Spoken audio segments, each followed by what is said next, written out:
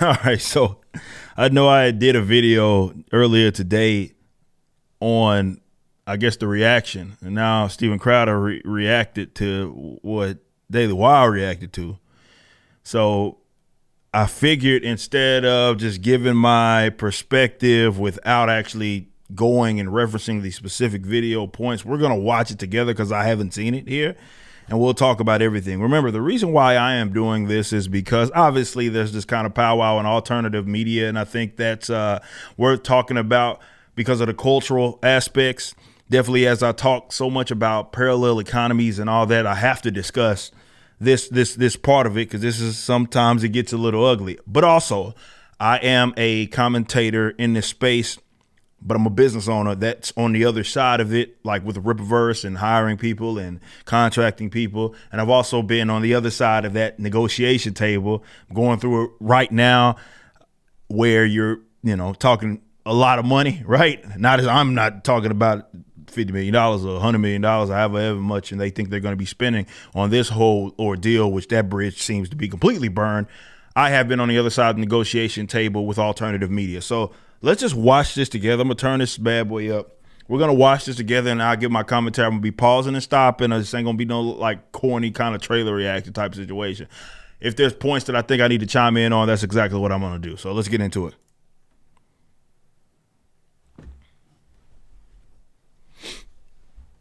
They don't get deals that they can be wage slaves for a little bit, come over and make a salary and grow their brand.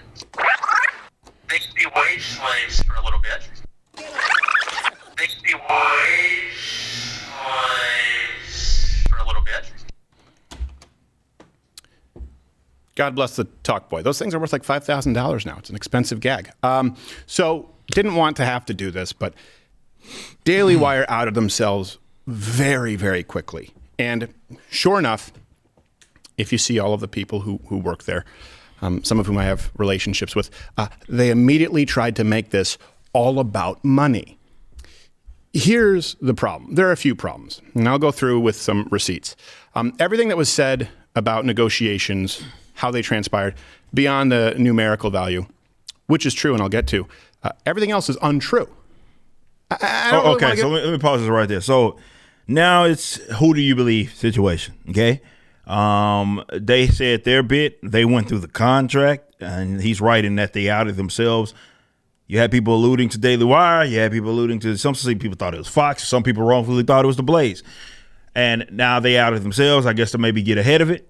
Jeremy does that video. It's like 57 minutes long, and now they're talking about so at that point, it's, okay, Jeremy did that video with Daily Wire saying that some of the things that were being said, it was some miscommunication, it was untrue, and now you have him responding to the response and saying, well, it's just simply untrue, and now he's going to go through his receipts. So I guess we're going to watch that. So at that point, a minute into it, who do you believe? And that it's completely irrelevant. Here's why. Go back to the 20-something minute video, 30-minute video. You've never heard me say or write anywhere online that these offers weren't paying enough money. Why? Because it's not about the money. It's kind of unreal to me that the only thing these people can still talk about is the money. The conversation was about conservatism. Okay, see, I know some people are going to disagree with me, and I think two things can be true. And I'm looking at this completely objectively. By the way, I want to be very, very clear. I had no relationship, even though I did do some contribution stuff with Blaze. His studio is not in the Blaze studios. That's his bargaining chip with his whole ordeal, is that he produces his own show. So when I would go to Blaze and appear on Stu's show with somebody else, Blaze is producing those in their own studio. So, Steven wasn't there. So I had no relationship with him. I have no relationship with anybody over there at the Daily Wire either. But I do think this whole, it's not about the money thing is, two things can be true. I believe that it can be about the money, while also you can think some principle, like as regards to the principle, is just jacked up. Okay. But it still doesn't mean that it's not about the money, just because, like, obviously Steven, he didn't mention the dollar sign, but we did mention, and they went through the whole the contract, and that contract was going through how much they were going to get docked in the event that they said something and did, or he failed to meet this, or there was a 50% off or 50% down drop on ad revenue, all of that. It's about money at the end of the day. But yeah, there can be some principally wrong with, like you think with the movement and all of that. I don't think it's one of those things where it's like one or the other. You know what I'm saying? So that's my bit. I just wanted to make sure I said that. Yeah, it kind of is still about the money, but there are other things that make that something that's a problem. Like with the music industry, like that doesn't mean just because, you know, you might think that other musicians are getting screwed over and I've been a big proponent of people not signing these deals. I've talked about this for a decade, not signing these deals, ringing an alarm on all this for these bands. But yeah, it also is about money at the end of the day. So as much as I like music, as much as I want to keep the creative part of it, two things can be true. And big tech, they keep talking about money. I'm talking about a country. I'm talking about a movement. I'm talking about making a difference. It's not about the money. And Jeremy and the Daily Wire know that. How do I know they know that? Because after, according to what he said, you know, I walked away from the offer. I did place one more call to the Daily Wire. And I made it very, very clear that it wasn't about money. That was not the topic of conversation. There was zero, as they've tried to portray this, miscommunication. Okay. It was one last call where the only thing that I asked for, my only demand, was their word, and not even for me, but for other people coming up facing these kinds of contracts. Let's say it's a kid who comes in with 500,000 YouTube subscribers or something like that, 100,000. Let's say it's some other kid you're paying six figures to come in and do it. There's not the penalty of the demonetization or if they're removed from iTunes, Apple, YouTube. Yeah, sure there would be. And here's something else. I was also very measured. I was painstakingly clear in taking myself off the table because it wasn't going to be a right fit. That happens in business all the time. Yes, it does. I agree with that. 100%. But that we weren't talking about me. We were talking about the futures of other people. Okay, fair enough. So what he's saying is that, you know, he's presenting this as, you know, there's other up and coming people. They have X amount of subscribers, like the YouTube bit and the demonetization and all that. Look, I think this, and as I talked about in my first video, it boils down to like basically guaranteed contract. That's what it is. It's basically wanting the fully guaranteed contract, and there basically to be no stipulations between if you lose on, let's say, ad revenue, you got banned, your viewership goes down. So when they're selling these ads to advertisers or selling their platform, well, let's say that gets cut in half because you got banned off a platform. So they can't guarantee, the company that is, the network can't guarantee that minimum 500,000 people will view this ad or hear this ad or something like that. His position and a lot of people's position, when I had to stream, a lot of people would bring this up, and I put a poll out there and I was like asking him, what is your position on it? Do you think it should be fully guaranteed? And that's really what it boils down to. It's like the problem is that people think that the creative, obviously something more creative friendly, is that it doesn't matter if they get knocked off or whatever, you're still going to get paid. You're still going to get the money. You're not going to get docked for it. And the other side is saying, the business side is saying, well, that's silly. Why would I do that? I'm assuming all of these risks and I still have to pay you even if I can't get a return, certainly on that. I'm all about protecting the creatives. And I said in that previous video, look, get legal counsel all the time. And if you can, like if I was, I've said this before, if I was Steven Crowder, I'm obviously not signing that. If I'm me, right, in my position right now, I'm not signing that. I'm not signing that at all. More so speaking to, I look at it through the lens of how much money are you making? You think that you can make that money, that's a lot. I can somehow make it myself. Right. But I would never be a free agent in the first place because if I had the following that he has, there's no way that I would even consider that. But that's maybe I'll go into it a little more in detail about kind of where I'm at with that. Who could potentially be in that position, that very disconcerting position? No miscommunication. What I'm talking about is you're describing a model for everyone, not just, let's get rid of me here. Everyone, if there's a penalty for being demonetized on YouTube, because your business model requires that be a huge component of it, You need to change your business model or this movement cannot work, Jeremy. I can't imagine my show trying to come up and be beholden to YouTube advertiser guidelines, let alone, I mean, honestly, being beholden from a conservative entity with hard strikes, right, being removed, but let alone being advertiser friendly. We know how broad those guidelines are. They might as well just read, don't say anything offensive, and they change them at the drop of a hat. Very true, very true. I'm not suggesting that the guidelines aren't terrible. I'm suggesting that if making money off of those platforms is part of how you're justifying the salary you're paying someone, then or the fee I keep saying salary, the fee you're paying someone, then when those go away, everybody loses money. You can't pay the same amount with less revenue. How about you create a different business model? Now, I know what some of you are thinking. Of course, telling someone else, hey, change your business model. I get it. I'm in no position to say that unless, instead of Monday morning quarterbacking it, here's the thing. I didn't just offer criticisms. I offered a guide on how to, here's the deal. I want to sit at the table with people who, granted, have an immense amount of power. But before he continues on, like looking at that as he's going to continue to give us some more information, I think that bit is again part of what I had just mentioned. It's the guarantee of the contract versus not. The creative, of course, is always going to want to protect themselves, ensure that they have some livelihood and not have to be beholden to, even obviously, if you think your livelihood is dependent on that, you can see where you change kind of the things it is that you're saying, maybe put a muzzle on yourself. And obviously, not a muzzle, that's not the proper term, where you're going to say things a certain way to not get demonetized because everything's at jeopardy. And what Jeremy is saying, at least in this call, is that, look, if your contract, a big part of that contract is the ad revenue you're receiving through, let's say in this case, YouTube. I know with him, it's more that demonetization. It doesn't really apply to Steven because, well, his YouTube isn't monetized. But for any future person, then Jeremy is saying, well, look, the revenue, we're going to be making less money. So how can I justify the fee that we are going to pay him? Look, man, I'm looking at this objectively.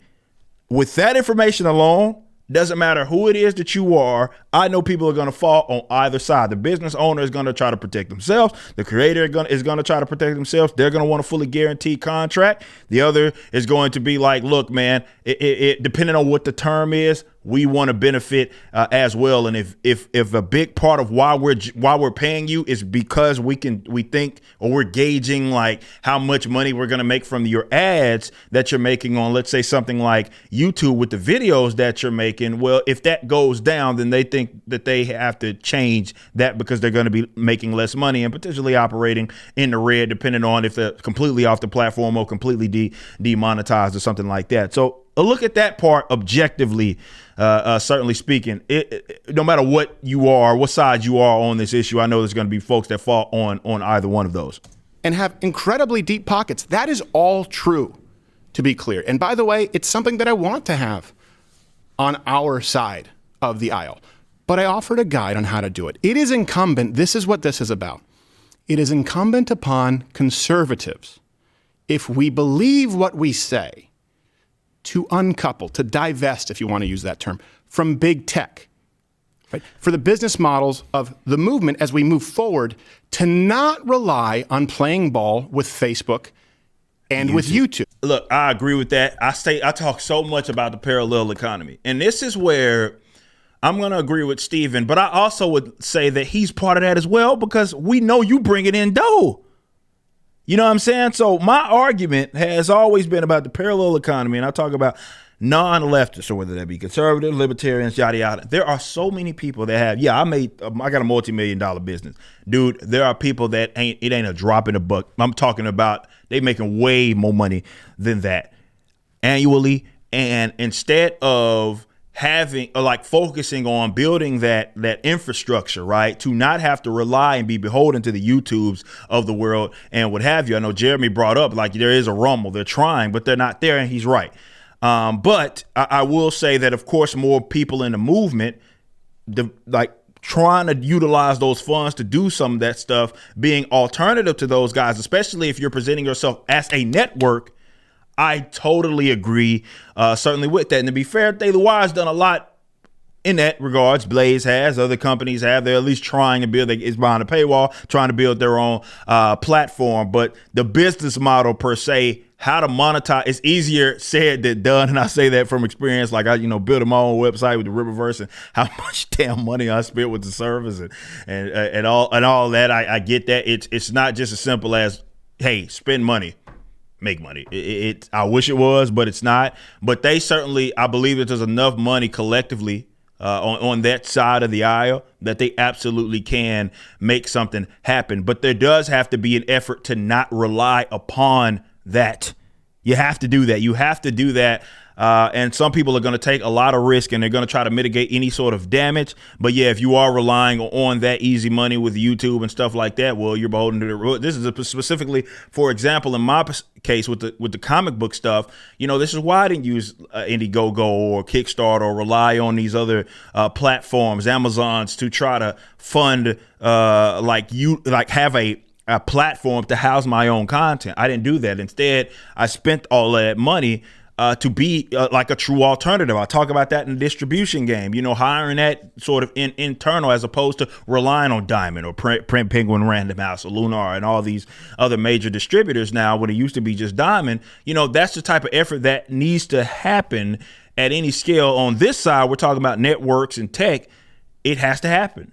And I do believe that, and I will agree with Stephen, though I don't think anybody's absolved of this. Yeah, a lot of people are way too reliant upon that stuff. That is something that we have to move toward. That we've been trying to do that here for years. That's why every single show we say, hey, if you can watch on Rumble, please do so. We're not looking to be banned on YouTube, but we certainly won't compromise the truth in order to be advertiser friendly. Here's the thing, Daily Wire. Jeremy, and I really do hope that we can talk at some point. Please, you can pick up the phone. We've done that. We here have found a way to make that work. For proof, see election night, our numbers on Rumble there, and see the numbers on Rumble when we get suspended from YouTube. I think it was 4 times this last year. And I went to great lengths to communicate that to the people at Daily Wire. There can be no next me if the people at the top with the financial resources are doing the bidding. That's being the arm of big tech. What you just said is, well, we have to play ball with big tech if we want to make money. Well, I don't. Why don't you guys follow a model like I have and scale it? That's what I've been doing since 2014. That has been trying to make sure, which I thought we were all doing, that we can all flip the bird to Silicon Valley. I'm all this about is that. Saying we need him and you need to play ball. And by the I would way, love to see what Jeremy had said in response to that, but I'm with him on that. Like that takes it takes guts. It's ballsy to try to do that, but that's what has to happen if we're going to change a parallel economy. That's what it looks like. That's exactly what it looks like if you are going to build something where you're going to be able to say we are not going to rely to these people who have treated you unfairly. Now it's harder to combat because they have the user base and they're the first in, best dressed type stuff. But what I do love about this is that Stephen is more, he's more like enthusiastic about the future, and he thinks that there's a way. So he's not black-pilled about it all. Like, oh, well, they just got the monopoly. It's like a monopoly or something, which is not, but they just got all the power and there's nothing we can do about it. I love that he's like, no, there is something that we could do about it. It just is going to require a lot more, let's say, concentration and people to be focused on actually coming up with this, as opposed to just trying to simply be adjacent. You're actually trying to, in some cases, replace like that medium for a lot of people. And it's going to be very difficult. I say this as this video is on YouTube. It is going to be very difficult to do that. Very difficult. Easier said than done. But I like the white pill of it all. That Steven's showing is like, look, it can be done. This is what I'm doing. I think you can do it too. Ask for this. Look, there's always personal information on phone calls. And for the record, I've recorded 3 people on phone calls in my life. All 3 are involved with big tech. Just to be clear, the entire call transcript has been sent to others to verify without hopefully having to release the whole thing. And I'll be on Tim Pool's show, I believe, on Monday to talk about it. Now, this is something else that's been brought to my attention. Look, some people have been sent out from Daily Wire and have gotten very personal. Obviously, when we released this video, we didn't name names, and I told you there are a lot of people in the space who have made offers, and it is true. There are quite a few, and there are some others that have been pretty similar to this. This isn't an incredibly unique scenario, but there have been some good people out there too, and we're still talking with them. So I do know that some people from Daily Wire have come out, maybe been instructed to. I have no idea. I don't care. And they've gotten very personal. I don't want to do that. At least I didn't want to. But now it's sort of necessary for me to do so. So these are the only personal things I will say about the people at Daily Wire. Andrew Klavan is one of my favorite people of all time. He has an unbelievable skill to make you feel like the smartest guy in the room, even though I guarantee you he's smarter than you. There are very few people whose company I enjoy more than Andrew Klavan. Jordan Peterson is not only a friend, I would go to the wall for him. He's a guy who has changed the landscape of our country for the better. Can't say enough good things about him. Ben Shapiro is possibly the smartest person I know. That's as personal as I'll get. Now, here's the thing. Only after that final call, after negotiations had followed through, pleading on the side of principle and knowing that it was completely met with deaf ears, did I come out like I did? See, here's the thing. Daily Wire, they keep talking about a business. Well, I walked away from the table because I'm talking like it's about a country, about a movement. And this is the thing. The response that I've heard over the years, it's not just now. I've been doing this for a long time. You constantly hear, it's just business. It's just business. Mm-hmm. Well, guess what? It's not to me. Sure, I run a business, but it's not just business. And let me ask you, when have you ever heard someone say it's just business when they're doing the right thing? Ever hear someone give $250,000 to charity and say it's just business? And here's something that I would like to ask you, because I know that they've tried to play the identity politics and misrepresent the whole financial situation. But yeah, over the course of 4 or 5 years, the total operational budget, meaning 25, 30 employees, all of the costs, security, health insurance, would have been somewhere in the $50 million ballpark for that total operational budget. That is true. Okay. First off, I think it's a good thing for conservative companies out there to be generating or capable of generating far more than that. It'd be better than just Disney and just Netflix and just Hulu Plus. And I've been making this point for I don't know how long, man. I'd like the people who are in charge of that to be people who are willing to walk away from that if it comes with strings attached, with people who hate everything you stand for. Yeah. So let's take that at face value, okay? I want you to ask yourself this question, okay? Put yourself in my shoes. What would it take? How much do your principles matter to you?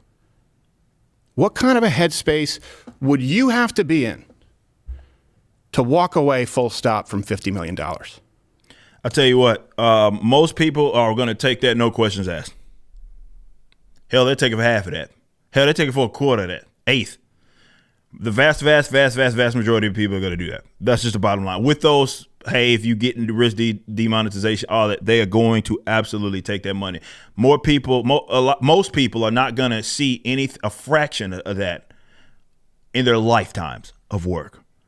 And especially aspiring content creators, they would love to do that. And as far as walking away on principle, vast majority of people aren't going to do that. And I know that from experience, man. In this game, I've walked away from a lot of money too. I've been offered since I became kind of growing in the commentary space, definitely after the COVID situation, people threw a lot of money at me, and I rejected every single one of them. I came from the music industry, so I already know how the game is, and I ain't going there. If it don't make dollars, it don't make sense, and I'm not gonna high side. It's absolutely about the money. But principle can be also a part of that. And in fact, they're both intertwined. I'd argue that you can't, you're looking at one and you need to consider the other because, you don't want to be sacrificing, though most people would, sacrificing those principles Like, I remember I did a video not too long ago. It's kind of on a tangent here. I did a video not too long ago, and I talked about, like, you couldn't pay me to watch this. And I remember there was a couple of comments, weirdos talking about that's crazy, right? You wouldn't get paid to buy Disney, or it was some movie that it came out. I'm like, no, I don't. No, I'm not. You could not do that. But for some people, like I said, they never see that money. So, and I know this is a guy that, you know, I'm a little wealthy. You know, I'm all right. I'm well off. It's so much easier to do that when you already got, you can at least know that your expenses are going to be taken care of. It's way easier to walk away from just somebody looking at you and saying, here's a fat wad of cash, even though the terms may not be something that favorable long term. Or let's say you're getting the short end of the stick in terms of how much money you're actually bringing in to whatever contractual obligation that you're entering into. Most people will walk away from that. Most people would not walk away from that, and they see the principles of it all and they just throw it out the window. And that's, I think, precisely why there's this kind of the minute we feel like we're making ground, you know, I talk about this with like Disney flashing the keys, right? And in front, Spider-Man comes out, right? No Way Home or whatever it was. Far From, I don't remember the latest one with all the Spider folk in it. We know what Disney's about. They made it abundantly clear what they're about. They dangle some keys, and people that were grilling on Disney freaking forgot about it. And that wasn't even them getting paid. Not at least maybe in entertainment they getting paid, but they paying money for it. So you damn right. If people would pay money to be slapped in the face, you damn right. People certainly would take money, income, and just say, screw these principles. 100%. 100%. They wouldn't need any other reason other than just seeing the dollar sign they just do it. I would, but that's the harsh reality, man. Let me ask you even further. What would it take for you to be willing to walk away from at least $50 million because of it causing harm to someone else that doesn't even affect you, but the next kid? So his argument, which, okay, I don't know about that. His argument is, well, he's walking away from this and he's basically a freedom fighter. That sounds so dramatic that I'm saying it. I'm not trying to be condescending here. I'm saying he's looking at it like, I'm not doing this just for me and not the money. I'm doing this on principle. And, you know, I'm letting my voice be heard as far as I think this is a bad idea and I don't want other people to do it. So this is more so why he is doing it. I will say,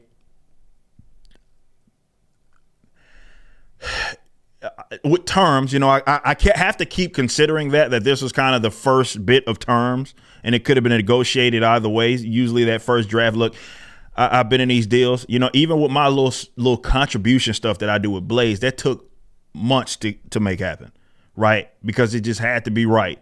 And that's kind of the way that it go. And sometimes it won't even look like that first draft. So I'm trying to be considerate, certainly, of that.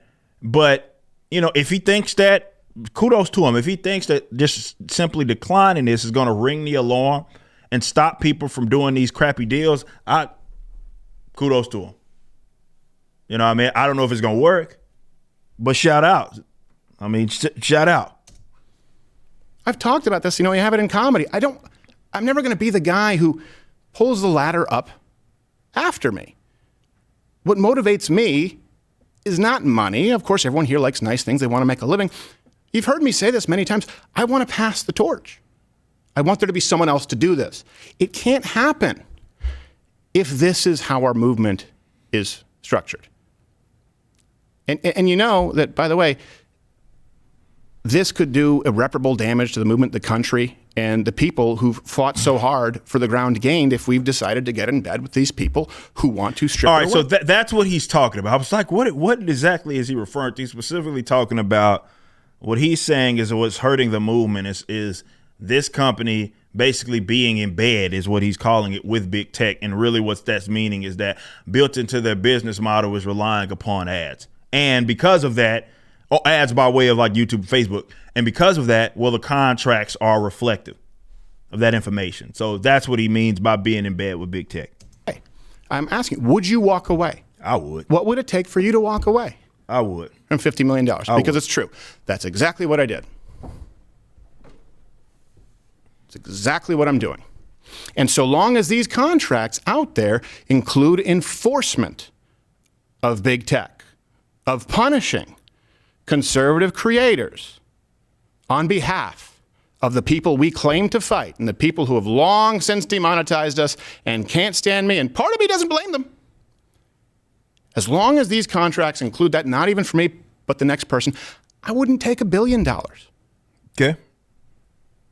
And certainly not if you understand in context, when behind closed doors, I know, and these people know, and acknowledge exactly what's being done to the next generation of creators.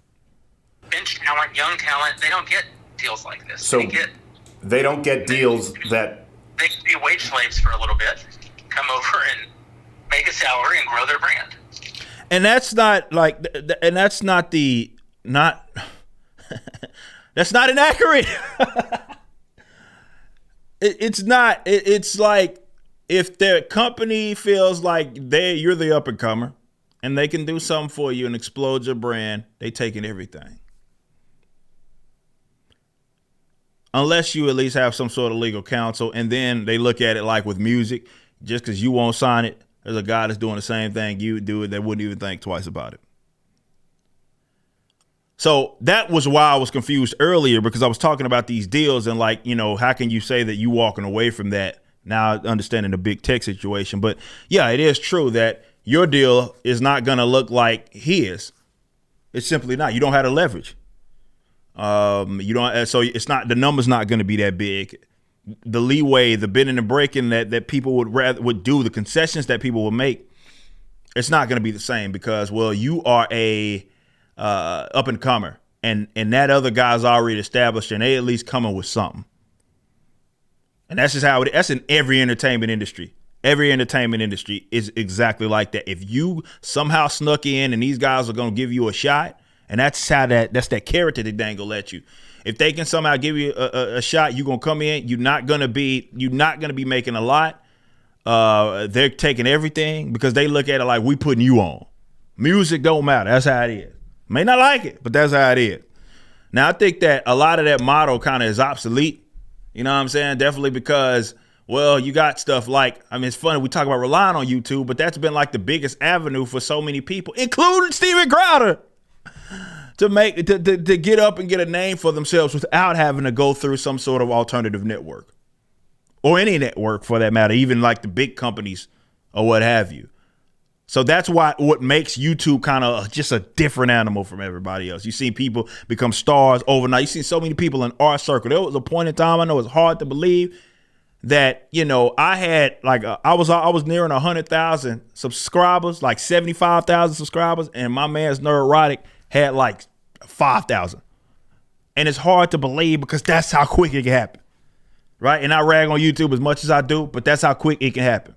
So I do think that model's kind of obsolete of this whole putting you on type of situation because you can utilize that. But if they get you before you realize that, well, yeah, you giving up everything.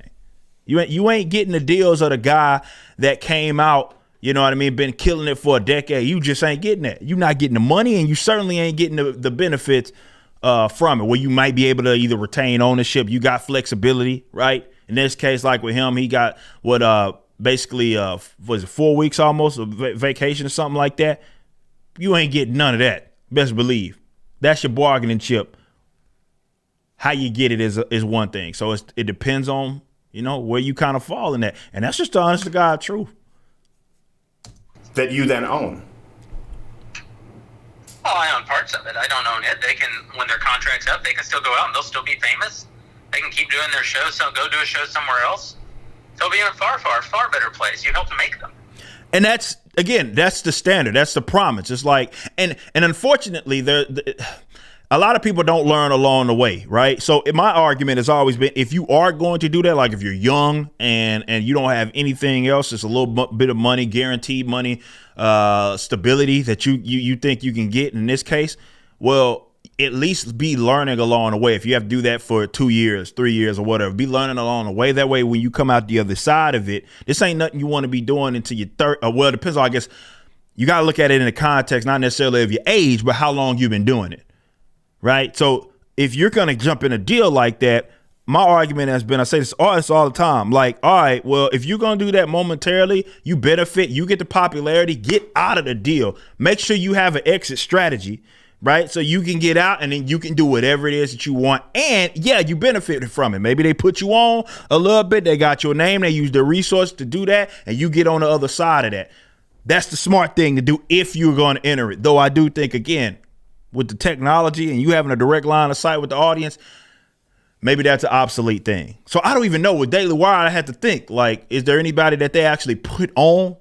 Because a lot of these guys were known, even that are there now, were known prior to and had a decent sized audience. So all their deals are going to be a lot more unfavorable than that young cat that they found at some like conference or something that just knocked it out the park, did a video, has 200 views, and someone found him a diamond in the rough. We're going to offer you a deal. Yeah, that guy ain't getting jack. He going to get a little something, something. He going to get a little something, something. He going to be able to eat off of it, but he ain't going to be getting nothing favorable. Best believe that. But let's continue on. I know how to rent it along. No, not long as this contract. This contract owns it in perpetuity even after the contract. You're paying a lease but getting ownership. That's what this contract reads. On the content that we paid to produce, yes. Well, yeah, and that's a standard. Like, that's not, that in itself is not unique. Yeah, but again, he would still, this isn't me even defending the Daily Wire. I'm just speaking factual information. Yes, they're going to own the content. But it's like with Dana, right? Dana Loesch, and big shout out to Dana. You know, I love her to death because she was one of the my kind of big introductions into this sphere when I used to do her show. Obviously, that show that she was doing with Blaze, they would still, I don't know, you might still be able to get that stuff. They own that, right? But Dana's doing her own show right now, and I'm pretty sure that's theirs. Set up in her own studio in her house. You know what I mean? So yeah, they own that content, but the people know who you are now. I think at the time Dana went to NRA TV, if I'm not mistaken. And then she did now she's doing her own thing. But yeah, you get on the other side of the contract. If you're smart, you picked up game at least. Yeah, you can use that and you good. You're going to be eating well. People already know who you are and you don't utilize their platform. Look, I understand there are going to be differing opinions on this. I understand that. As someone who does run a business and has maybe 25 employees, I don't know, we're expanding. I understand people run businesses differently and have different priorities. Here's the thing. I would genuinely still, Daily Wire, Jeremy, love to sit down at the table and explain to you how you can make all of this work, how you can scale what we do and not have to be beholden to the people who we all go out and claim that we're fighting, and especially with all of the financial resources that you have, which, by the way, are very impressive. And by the way, since fielding requests for people who've sent this in you guys are under these kinds of contracts, right? You've sent in your emails. If you're looking to either join a network or looking to navigate these contracts, we've been flooded. I'm going to try and get to all of you. But here's the thing. Let me give you my word right now, my word. Everyone, you can timestamp it, call me on it. Here at Mug Club, we will never take any ownership over your social media platforms or your channels, and I don't want a dime ever of your YouTube revenue. You make your own decision as to whether you want to be monetized or not. Some people want to, some people don't.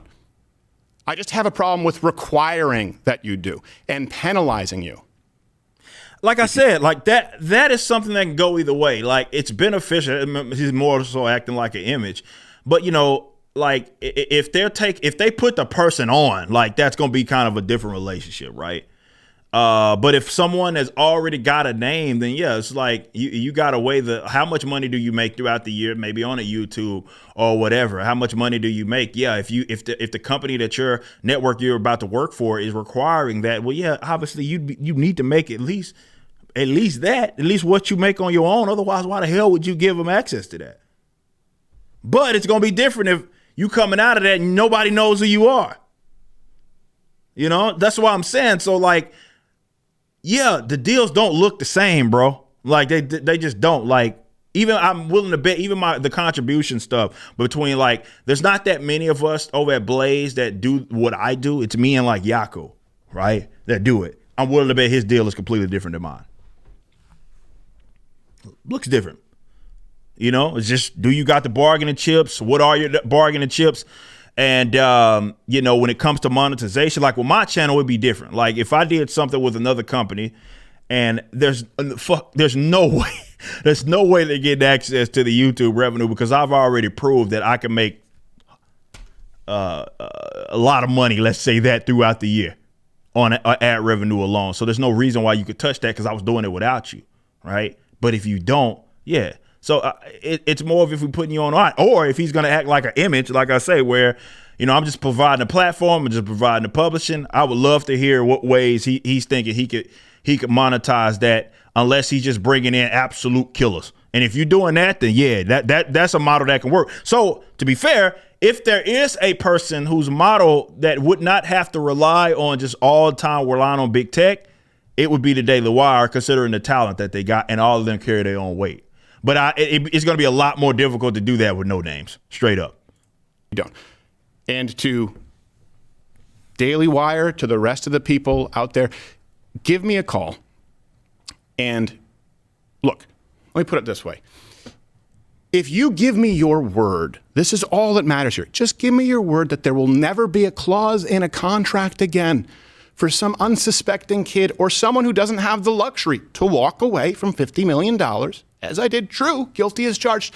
Give me your word that you will not penalize them 25% for demonetization, another 20% for a strike, another 20% for Facebook, Spotify, Apple, up to 80%. Just give me your word that that clause, that spirit will not be in any contract sent out to anyone else who's at the front lines fighting for this country, and we're done. Okay. All of this stops right now. You will never hear from me again. I will go out and sing your praises. You can pick up the phone. You have my word. That's all it is. That's all this is about. In the interim, to everyone else, stopbigcon.com. Be a signatory. I'll see you Monday. Tim Pool. Okay, so, and I believe the Stop BigCon goes to like his mug club and all of that stuff. So again, the whole thing is this. Like, again, it goes back to the guaranteed contracts, man. Some people, I get it, because if Daily Wire clearly has built in, I don't know how that would have been for him, for Steven Crowder, because he doesn't have his YouTube's not monetized.